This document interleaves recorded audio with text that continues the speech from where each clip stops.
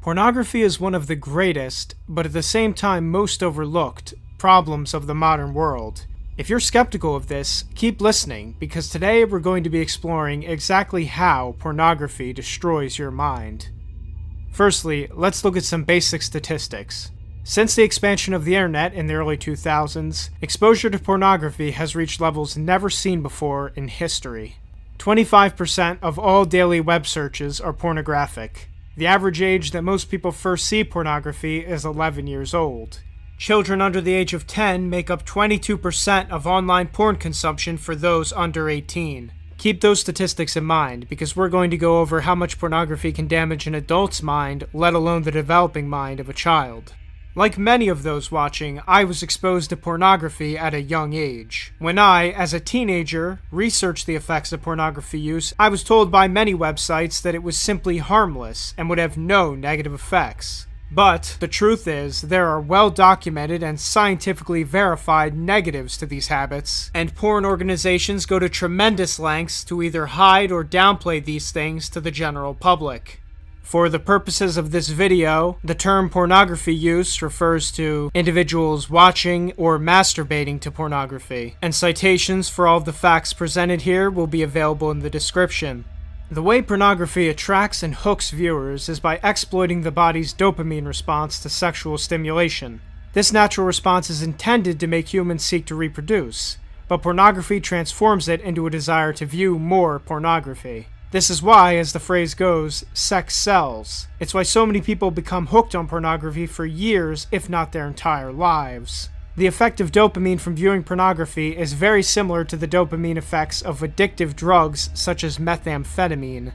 Advocates for pornography like to argue that it's simply natural to view it, but there's never been anything natural about masturbating to two people having sex on a screen.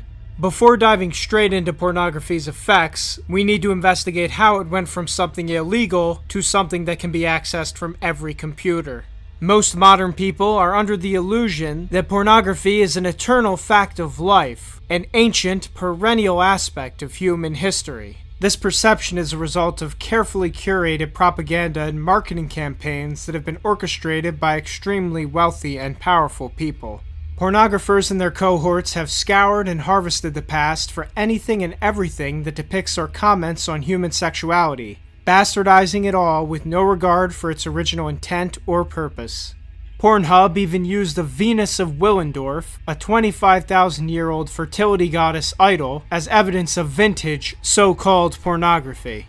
In reality, pornography is a relatively new phenomenon, barely 200 years old. During the initial underground rise of pornography, most Western countries had anti-obscenity laws in place, prohibiting the production and distribution of pornographic or obscene materials. Less than 100 years ago, those producing pornography would be thrown in jail. Similar laws are still in place in many countries in the world today, and in fact, pornography is currently illegal in more countries than it is legal. After the end of the Second World War, Western obscenity laws were gradually broken down, largely through the collaborative efforts of liberals and Western Marxists. These attacks on obscenity law coincided with attacks on the concept of race and gender. Denmark was the first country to officially legalize pornography in 1969, and other Western nations soon followed suit. To this day, the sexual revolution of the 1960s and 70s is championed by the mainstream as one of the most so-called liberating acts of emancipation in human history. In the US, pornography was legalized primarily via two Supreme Court cases involving a pair of pornographers, Roth versus United States and Miller versus California. In layman's terms, these cases rendered obscenity laws obsolete by loosening the legal definition of obscenity to the point that it became meaningless. The legalization of pornography took place under the Warren Court, which also outlawed state-sponsored prayer in schools and laid the foundation for the legalization of abortion, contraception, sodomy, and same-sex marriage, among other things. Of course, invalidating obscenity laws went against the will of the American public and government, but the courts and multiple NGOs ensured it happened all the same. In the modern day, online porn is dominated by a single, highly secretive, monopolistic company, MindGeek, which owns a variety of major publishing and production companies, including Pornhub, RedTube, YouPorn, etc.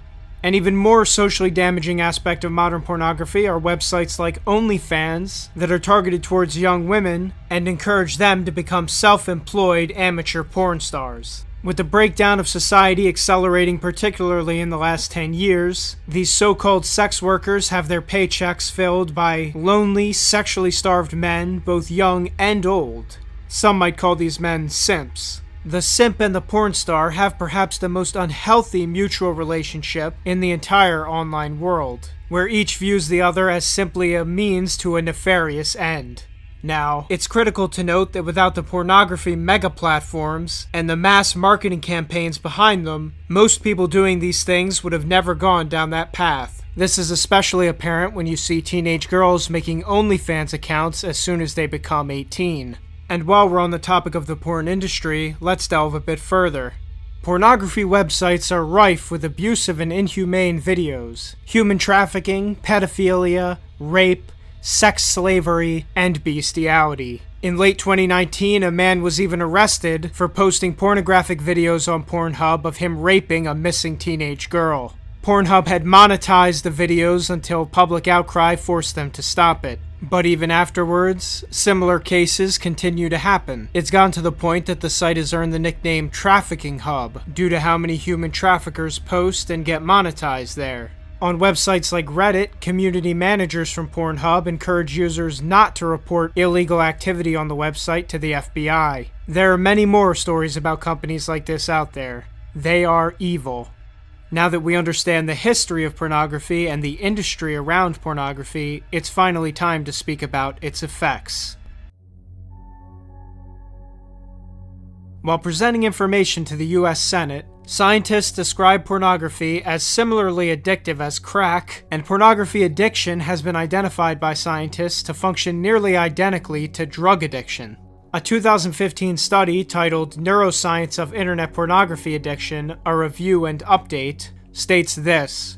The review leads to the conclusion that internet pornography addiction fits into the addiction framework and shares similar mechanisms with substance addiction. Neuroscientists have also stated that pornography hijacks the regular functions of men's brains and has a major impact on their thoughts and lives. Unfortunately, many in the medical industrial complex and mainstream media like to claim that individuals are only addicted to pornography if they're unable to resist viewing it in situations such as at work or in public. This faulty logic completely falls through when we apply it to other forms of addiction. Are you not an alcoholic as long as you don't drink on the job? Can someone not be addicted to drugs unless they do it in public? A far better measure to verify whether someone is addicted to pornography is to see if they can abstain from it for as long as possible. If they fail to abstain for longer than a few days, they are likely addicted. Other signs of addiction include instinctively or mindlessly seeking out lewd images on social media, or telling yourself that you can quit anytime you want, you just don't want to quit right now. Someone repeating these mantras to themselves is a form of subconscious rationalization used to justify their biological addiction. When one looks at the incredibly high frequency of pornography use in the adult population, it wouldn't be unreasonable to suggest that pornography addiction is one of the most grotesquely underdiagnosed disorders in the modern world. As for pornography's other major effects, they break down into two main categories: cognitive and behavioral. These effects have some overlap, but we'll start with the cognitive. Firstly, and perhaps most importantly, frequent internet porn use has been linked to the brain being less receptive to dopamine. As psychiatrist and psychoanalyst Norman Doidge writes in his book, The Brain That Changes Itself, although people's brains are fully developed by the age of 25, they continually change and grow throughout your lifetime. The brain physically adapts to new knowledge and lifestyle choices, including bad habits, by rewriting itself and forming new neural pathways and erasing old ones. This is known as neuroplasticity. Our brain's neural pathways are reinforced via regular usage. As someone uses internet pornography on a regular basis, the brain is receiving continuous, extreme blasts of dopamine that required little to no effort to achieve. This in turn makes it less receptive to the chemical. As a result, other research has linked frequent internet porn use to hypofrontality, which destroys your memory and is associated with ADHD and depression, and some research has even linked it to the loss of the vital brain tissue, gray matter. Now, onto behavioral effects. The first notable behavioral effect of frequent internet porn use is the buildup of tolerance, or desensitization, to regular sex acts. This results in porn users, over time, seeking out more and more extreme or novel types of porn to get the same sexual high.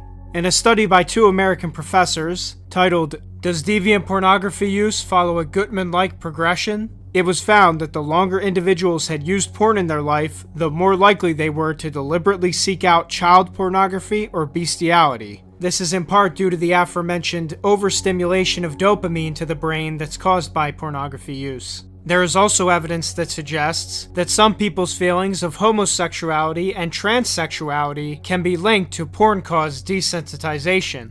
And it doesn't even end there. Those who masturbate to online porn are far more likely to develop erectile dysfunction and report significantly more difficulty getting aroused by a real-life partner. Tellingly, rates of erectile dysfunction today are at historic highs and have been rising every decade. Furthermore, porn users are far more likely to believe that sexually aggressive or deviant acts are normal, and this normalization of sexual aggression is linked to higher rates of committing sexually aggressive acts. As we would expect, when something is normalized in a person's mind, they're far more likely to engage in it. This fact is even more insidious when we consider that some influential people have recently suggested that giving pedophiles simulated child pornography will somehow protect children from being abused. Finally, we need to talk about porn's connection to divorce. Many believe that pornography somehow helps marriages, but the numbers reflect anything but. Around 60% of divorce cases report that pornography was a significant issue. Further, research has found that porn-free relationships have higher levels of commitment and lower levels of infidelity. The conclusions were that pornography can encourage an individual to seek adulterous activities regardless of whether they're happy or satisfied in a relationship. Now there's a few other pornography myths that are worth debunking. No, masturbation does not reduce your chances of prostate cancer. The studies on that subject are contradictory at best, with some even finding higher rates of prostate cancer in frequent masturbators. If you're actually trying to reduce prostate cancer, proven methods are having a healthy diet. No, the availability of pornography is not why rates of crime have decreased. As was previously mentioned, pornography increases feelings of sexual aggression, not lowers them. Further, we can look at the so-called golden age of pornography to see this. During this time, between 1969 and 1984, pornography experienced unprecedented exposure and commercial success, and during that same time period, US crime rates rose to extreme levels. The drop in crime rate since the 1990s has been explained by experts as a wide variety of factors that have nothing to do with pornography. And finally, it's often claimed by pro-pornography sources that pornography can reduce stress, but pornography's effect on stress is similar to that of marijuana. It may provide some relief in the short term, but its long-term chemical effects on the brain produce more stress, not less. Again, ways to actually reduce stress are things like listening to relaxing music or exercising.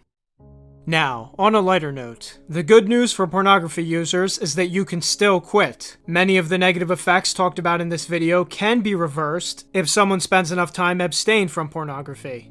Other good habits to pick up after quitting porn are things like fixing your diet, starting to exercise every day, taking up creative hobbies, and things like that. There will be some resources in the description to help those who are truly trying to quit, including the PMO Hackbook. Quitting porn, of course, won't fix all of your problems, but it's an excellent improvement to make. So finally, it's time to speak about what can actually be done to stop this porn problem that's plaguing our civilization. Fortunately, there is some bipartisan agreement that pornography is a problem. The most recent Gallup poll that measured people's moral views on pornography showed a strong majority who believe it's morally impermissible.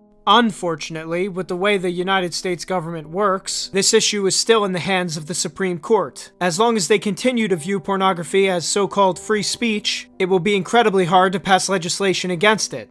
Now you might be thinking that the courts have too much power, and that this undermines the will of the people and the other branches of government. And you'd be right.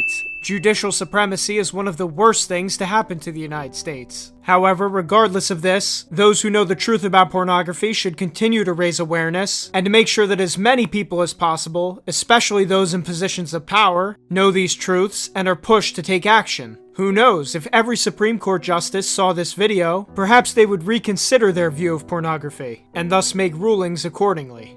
One thing is certain though, as long as this problem continues unaddressed, our civilization will continue its downward trajectory, and the lives of hundreds of millions, potentially billions, will continue to be negatively affected by porn.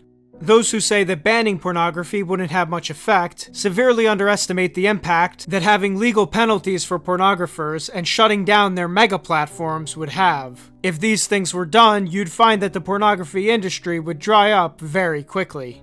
The final point I would like to make is to point out how the over-sexualization of our society is not simply a result of the porn industry alone. The mainstream media, as well as academia, continue to buy into the sexual revolution's myth that sexual liberation and licentiousness are the true meaning of freedom. They continue to adamantly oppose the value of traditional sexual morality. Thus, in order for society to become healthier, these institutions as well must have their courses corrected. During the course of making this video, I was actually pleasantly surprised to see several high-profile YouTubers doing nofap. Nofap being the common term online to refer to avoiding porn. I'm on nofap because I wanted to end enslavement to myself. I wanted to be in complete control of every decision that I make. Nofap changed my life. I said it once and I will say it again. 1,000 days ago, I made the best choice of my life. I started nofap. While the struggles of the present and future may be great, through hard work, perseverance, and moral courage, we can make positive change to both ourselves and our society. This has been PaxTube. Thank you so much for watching, and I will see you in the next video.